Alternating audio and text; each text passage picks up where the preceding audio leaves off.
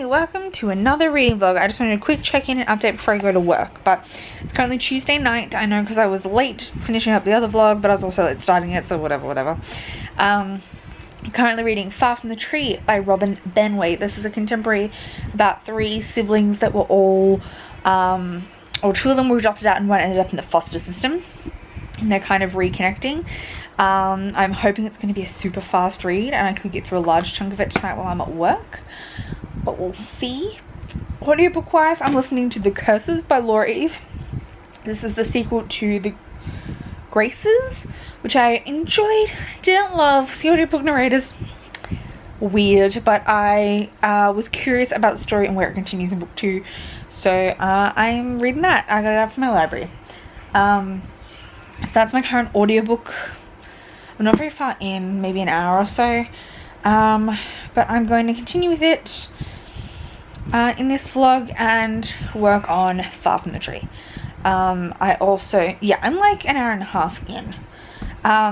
So after Far From the Tree, my hope in this vlog is to also get through The City We Became by N.K. Jemisin, Rivers of London by Ben Aranovich, The Lady's Guide to Celestial Mechanics by Olivia Waite, and also try and get through Candle on the Flame by Nafisa Azad. Nafisa Azad. I'm not confident, but if I could finish this by tomorrow, end of tomorrow, that's Wednesday by the way, end of Wednesday, then Thursday, Friday into Saturday, Sunday, Monday-ish, Monday.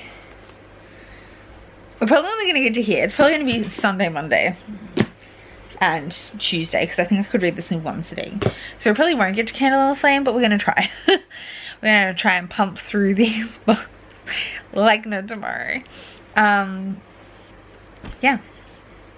Anyway, I'm going to go. I got to go to work. Did I read more than 10 pages yesterday? No. Oh, those hairs are red. Oh.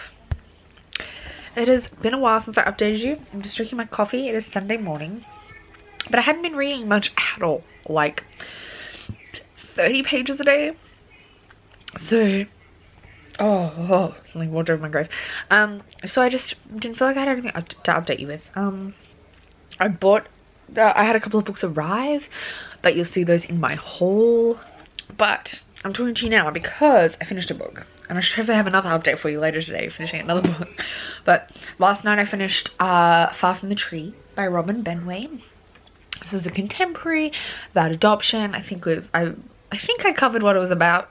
We've probably 3 siblings that they all got adopted out separately. One of them's in foster care, and they come like find each other, and it's fast-paced, contemporary, kind of hard-hitting. It was good. I gave it 4 stars. I just wasn't anything absolutely mind-blowing. It was just good, if that makes sense. So it was a solid 4 stars. I liked all the characters. It was really interesting and good. There's nothing wrong with it, and I absolutely enjoyed my time reading it, so it's a 4 stars, but like I can't think of anything specifically to like rave about at you. My next physical read is The City We Became by N.K. Jemisin, and I am like, yes, almost 60 pages in to this so far. I started this last night at work. Hoping to get a good chunk through it today, but I'm also hoping to finish The Curses. So I have like an hour and a half left on the audiobook by Laura Eve, which is the sequel to The Graces. This is The Curses, sequel to The Graces. But we're also doing our little family Christmas today in our house before we all head off to our parents' house for Christmas. So we're going to do that. I've got some housework to do, so I'm hoping to do the listening during my housework. But yeah, that's kind of the plan. I will update you later. I probably won't. I might finish The City We Became in this vlog. We'll see. I don't have office work anymore till the new year, so I'm hoping tomorrow I can do a lot of reading. Finish this. So I hope to get a good chunk through it today, and finish it tomorrow. And then we can start the next vlog. Actually, no, yes, that's right. I'm going to continue this vlog through till Tuesday night, Wednesday morning, because then I'm going to Mum's and I'll do a whole vlog for the week that I'm at Mum's. So yes, you will see me finish this in this vlog probably. I had 3 other books that I was hoping to get to during this vlog. We might get to one of them, which will be this boy, Rivers of London, by Ben Aranovich, but I'm not sure how much further than that we'll get, but you never know. Tomorrow on Tuesday might go great guns on reading. We'll see. We'll see. I did it. I finished an audiobook. So I finished The Curses by Laura Eve. I ended up Laura Eve. I ended up getting it. It's like a generous 3. It's like a 3.5 stars. I enjoyed it. This series is about I swear. Hello. Shut up. This series is about a coven of witches, teen witches. The first one follows a girl who's moving to the school where the witches are. It's in a modern setting, very like a modern take on witches, like an urban setting, real worldy. I'm not in focus, but I think the second book was stronger than the first one in my opinion. I liked Summer narrates book 2, and she's one of the coven members, but she's not the narrator for book 1.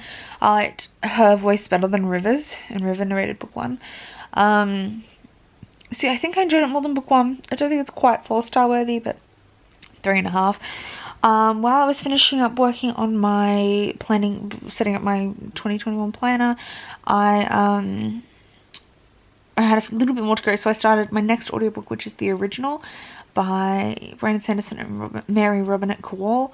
That's my next audiobook choice, so I'm like 15% into that. It's not very long, so I got through a decent chunk in the brief time I was listening to it. And then I'm chilling out to work on this again, so that's my plan. Yeah. I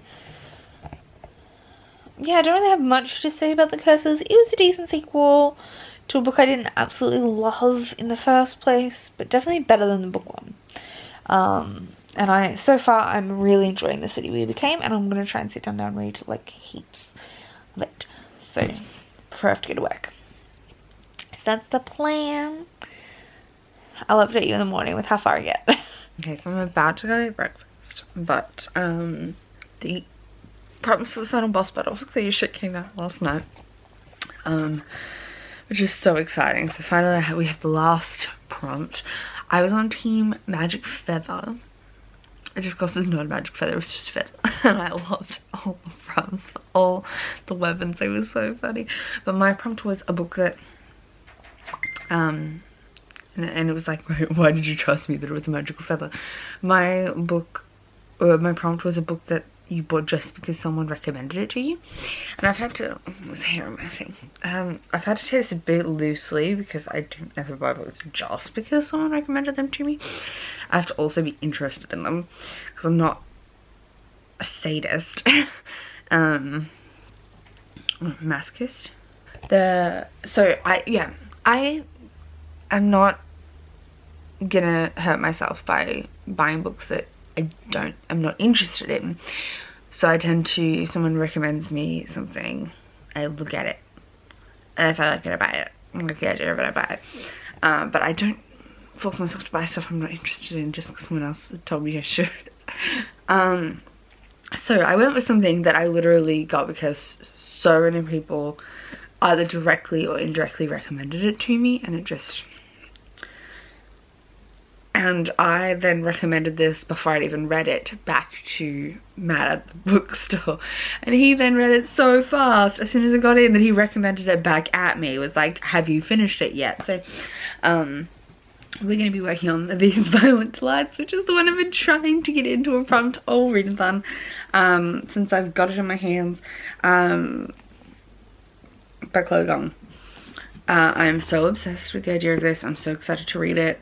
Literally everyone I know has been hyping it. It's got short chapters. It's a Romeo and Juliet retelling set in Shanghai. Enemies to lovers to enemies, I think it is. I'm so excited. I've only heard good things. I've heard no bad things about this. So, oh, and I sent a copy to Mouse because she didn't have a copy. And their review of it was amazing. So, yeah, they thought it was going to be one of the best books of the month. Maybe the best book of the month. So, this is what we're going with. I guess it's technically a stretch because I am so totally interested in it on my own, but I don't have anything that I bought just because someone told me to read it. Like, it's always someone told me to read it and then I read the blurb and I was interested. This is 100% what happened with this. Just, it's been months in the making. So, I'm going to read this next because I'm that excited about it. As soon as I finished The City We Became, which is my current read. If you weren't paying attention, because I'm losing track of how these vlogs have been going. I'm now almost 150 pages into this. I'm really enjoying it. It's really weird. I also will caveat that this is not made for me. Like, I understand this is not, I'm not the target audience for this. I don't know much about New York City, so everything I'm like having to take at face value. I don't know a lot of the culture of the city, but I'm picking things up as I go along. But it's so fascinating, so interesting. It's all heavy metaphor, but it's done in such a fantastic, interesting way. I really enjoyed the short story that kind of forms the basis of the prologue of this. But I was confused. Turns out rightly so, because although things get more clear in the larger picture, they also become just as confusing and weird. It's very metaphorical, and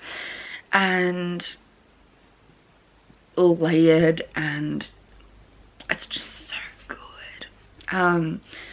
And I'm reading this for the prompt for Clear Shit, a character that you think you'd want to fight. And I had totally forgotten when I put it in that, like, the villain is like a tangible villain and is gentrification and whiteness. Fuck yeah, I want to fight that.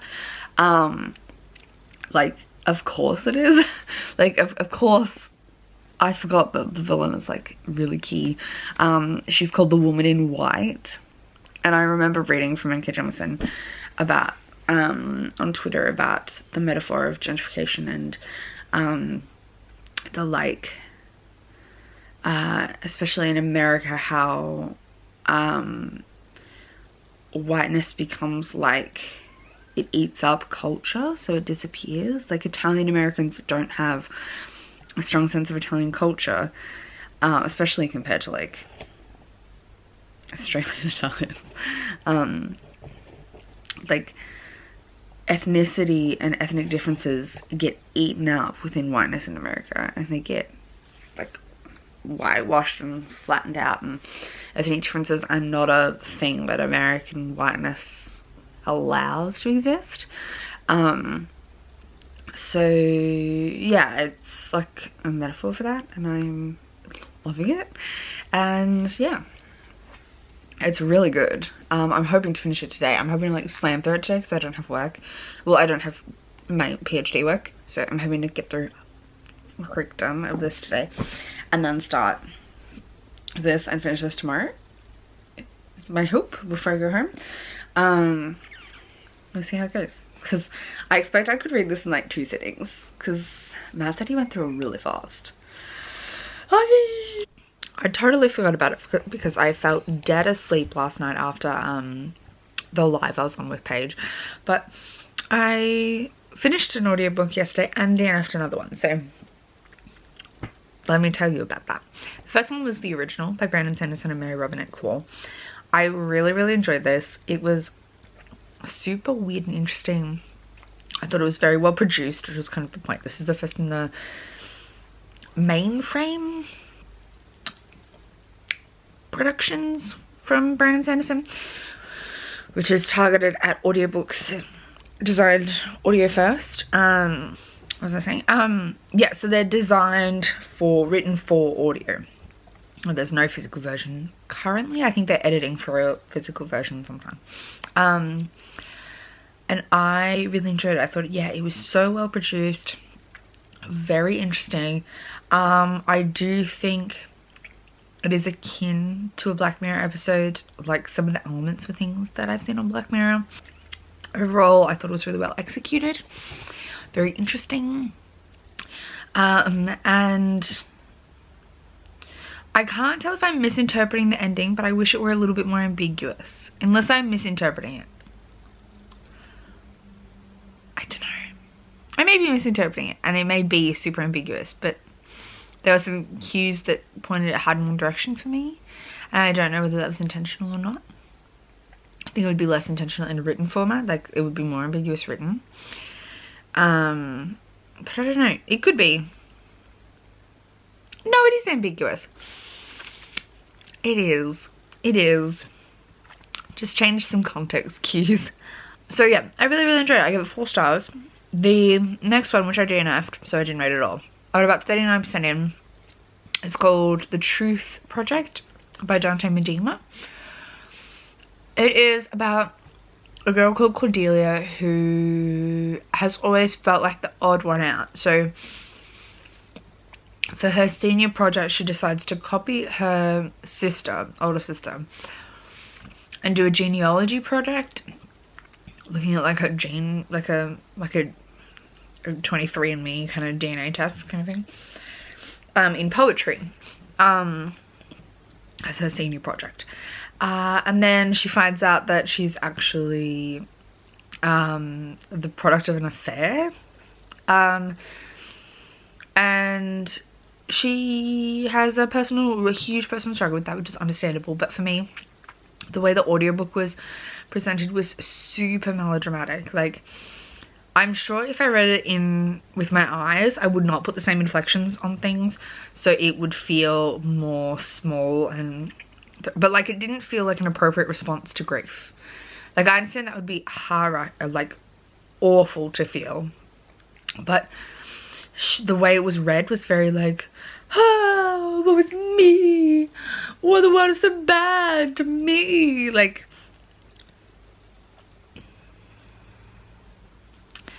very melodramatic. Like, my life will never recover, blah blah blah. And I couldn't deal with it. Also, there wasn't much plot momentum. Like, it felt like it wasn't going anywhere other than that. So I DNF'd it. But it is written in verse if you're interested. It's a pretty short audiobook. It's only 4.5 hours, but still I DNF'd it. I was toying with the idea of pushing through, and then I was like, you know what? No, I don't want to. Anyway, yeah, so I'm also more than halfway now through The City We Became. I didn't get as far as I wanted last night, but to be fair, I fell asleep. So I'm definitely going to finish it today, and I'm going to try and finish it today with plenty of time left to also get a really strong head into These Violent Delights, which will be my next read. I'd like to get a good chunk through that as well, is the hope.